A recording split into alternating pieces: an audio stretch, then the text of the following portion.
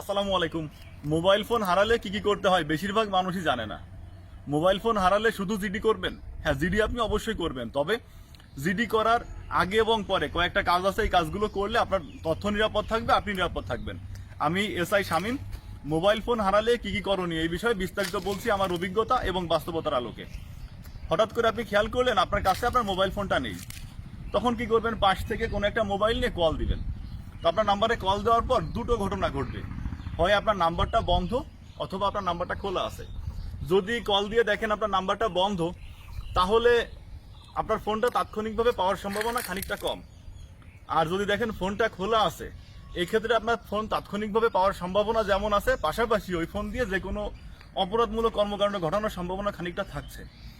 এই জন্য যদি আপনার ফোন খোলা থাকে তাহলে আপনাকে সাবধান হতে হবে, সচেতন হতে হবে। আপনাকে হিসাব করে দেখতে হবে যে ফোন যেহেতু খোলা আছে, আপনি যেখানে ফোনটা হারাতে পারেন, হারানোর সম্ভাব্য স্থানে ফোনটা এমন কোনো জায়গায় পড়েছে কিনা যে জায়গাতে ফোনটা মানুষ কারো হাতে এখনো পড়েনি। যদি এমন জায়গায় পড়ে থাকে যে কারো হাতে পড়েনি, সেক্ষেত্রে ফোন না ধরলে আপনি কিছুক্ষণ যাবত কল দিয়ে ট্রাই করে দেখতে পারেন। আর যদি এমন হয় যে না, আপনি যেখানে যাতায়াত করেছেন সেখানে ফোনটা মানুষের হাতে পড়ার সম্ভাবনা বেশি, আর হাতে পড়ার সম্ভাবনা থাকা সত্ত্বেও আপনি কল দিচ্ছেন কিন্তু ফোন ধরতেছে না, তার মানে হলো যার কাছে এই মুহূর্তে আপনার ফোনটা আছে তিনি আপনার ফোনটা ইচ্ছা করে ধরছেন না। তার উদ্দেশ্য ভালো থাকলে তিনি কিন্তু অবশ্যই আপনার ফোন ধরে ফোন ফেরত দিয়ে দিবে। এই জন্য